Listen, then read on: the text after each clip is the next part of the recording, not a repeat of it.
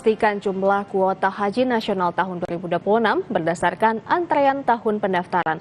Hal ini dilakukan agar jumlah calon haji dari tiap daerah yang diberangkatkan bisa seimbang.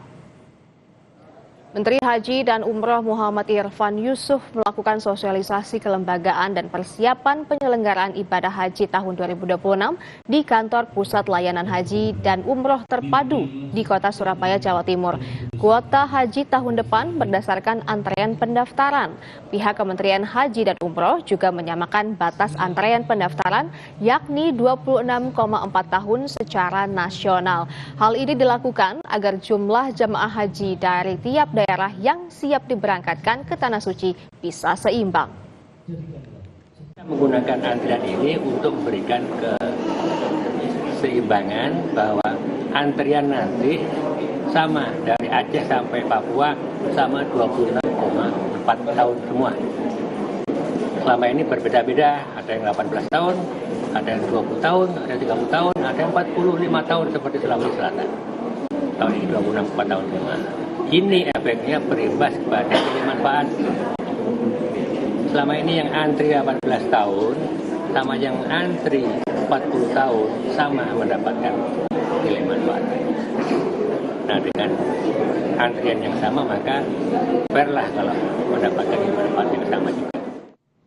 Saudara, pemerintah Jepang dan Osaka Tengah memperluas pembangunan monorel sebagai upaya meningkatkan mobilitas warga dan mengurangi kemacetan. Proyek ini juga melibatkan tenaga kerja asing, yakni warga negara Indonesia yang turut berkontribusi dalam pembangunan monorel terpanjang di Jepang. Sobat Kompas TV, saat ini saya berada di Kiryu Depot di daerah Higashi Osaka untuk melihat seperti apa sih proyek perpanjangan jalur monorel Osaka yang nantinya akan menjadi monorel terpanjang di Jepang. Kita akan melihat bersama seperti apa berikut ini. Pemerintah Jepang dan Osaka terus berinovasi menghadirkan transportasi modern yang mempermudah mobilitas warga. Salah satunya monorel, moda satu rel melayang yang dirancang untuk perjalanan cepat dan bebas hambatan. Di Osaka, monorel menjadi ikon kota yang menghubungkan permukiman, pusat bisnis hingga bandara. Proyek perpanjangan jalur sepanjang 8,9 km ini menelan anggaran 140 miliar yen yang ditanggung bersama oleh pemerintah pusat dan pemerintah Osaka.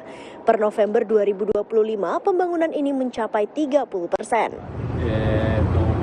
延伸工事というのは、門真駅から、現在の営業線の門真駅から、南の、流道駅というところまで、8.9 キロを延伸する、事業になっております。今ある既存の鉄道の4路線と、4駅結節する、ものになってまして、地域の、地域住民であったりモノレール利用者の利便性というのが高まるような事業となっております。Tidak hanya melibatkan pekerja lokal, pembangunan Osaka Monorel juga mengandeng tenaga kerja sipil asing. Saya bahkan bertemu dengan 2 WNI yang berkesempatan terlibat langsung dalam pembangunan monorel terpanjang di Jepang. Pertama-tama kami belajarnya di Medan. Terus wawancara, lulus berangkatnya ke Jakarta nunggu keberangkatan, dan di situ kami dibilang sebagai pekerja sipil.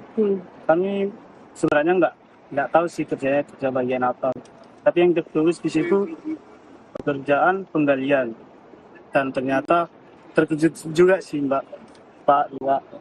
Ini rupanya proyek terbesar di Jepang ini.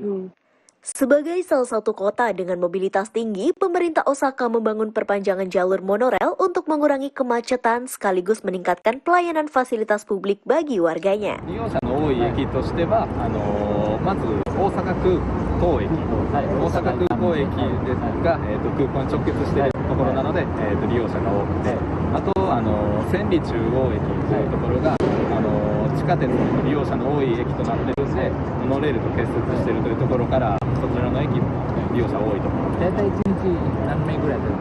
何名ぐらいですか？およそまあ、1日のおよそ5万人とかいけばいいですね。ちょっと詳しい数字は調べきれています。Pengembangan monorail ini menjadi bukti komitmen Osaka untuk terus menghadirkan transportasi yang lebih efisien dan inklusif bagi warganya. Jocelyn Valencia, Kompas TV, Osaka, Jepang.